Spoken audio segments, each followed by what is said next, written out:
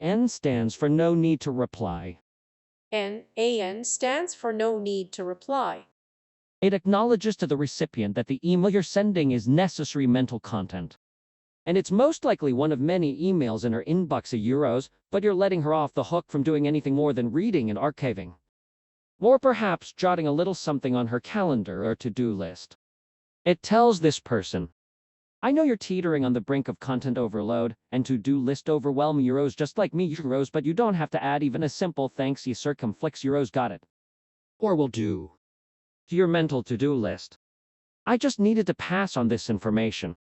You're free to move on with your day. For example, a few years ago, I noticed my friend John would end some of her emails with no need to reply. Please like and subscribe to our channel and click the bell icon to support us. Thank you for your support.